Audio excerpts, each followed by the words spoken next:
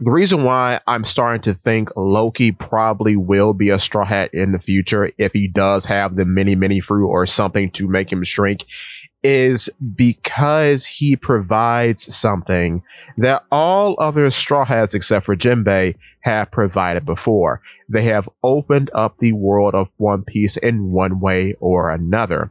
Loki is doing the same thing. However, I think Loki 2 completes a loop started in Thriller Bark because, of course, in Thriller Bark, we were introduced to Ors. Ors is our first ancient giant. However, based on recent news contextualizing Thriller Bark more and more as more and more general zombies just seem to be the corpses of old rocks pirates, it puts it to perspective that the Ors that Moria thinks he has is not the Ors of legend. This is not the man who was a king of a nation of villains, kind of like Zebek, nor is this the man called Devil, nor is this the continent puller.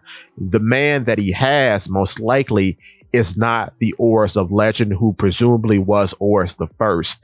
The man that he most likely has is Ors the second, the father, presumably, of a pirate named Little Ors Jr. or Ors the third, who was a part of the Whitebeard pirates that we see in Marineford. That is probably his father. However, what makes this more believable that he does not have the Ors of legend is because we know that Ors and Ryuma have had their bodies preserved by the cold, presumably making them the most preserved and well-performing zombies on Thriller Bark. However, with that being said, when Ryuma has his body reanimated by Brook's shadow, he is able to outperform Brook in swordplay, doing things that Brook could not do at the time with the same techniques.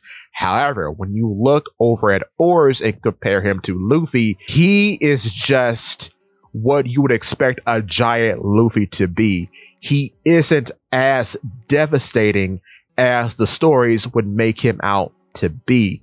He simply is performing like one would perform with a giant body with Luffy's stats. However, it should be greater than that because we know too that once Moria eats all 1,000 shadows on the island, he is able to bust Thriller Bark. So he scales higher than Ors, which based on all the stories, that necessarily shouldn't be the case, even though Ors is a corpse at this moment in time. With that being said, it's also quite interesting that later in Elbaf, Rhodes says that there aren't any more ancient giants, which then contextualizes every ancient giant that we've seen and puts into mind that perhaps there are no true ancient giants other than Loki, because none of them have the black sclera and the snake eyes that Loki has,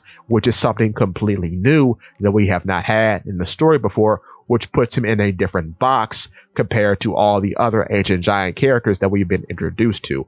What also makes this very interesting is that in terms of size, he is compared to Ors. So at least we know in terms of size, he's in the right ballpark, or what we presume to be the right ballpark based on what we know. So even though ancient giants are presumably wiped out, Loki could in fact be the closest to a true ancient giant because of his eyes, which then recontextualizes all the other giant characters that we've seen up to this point, which is why Loki is important in the narrative, because his existence opens up the world of One Piece even more with what a true ancient giant is actually supposed to be. So with that being said, give me your thoughts and tell your friends about Polypede. What?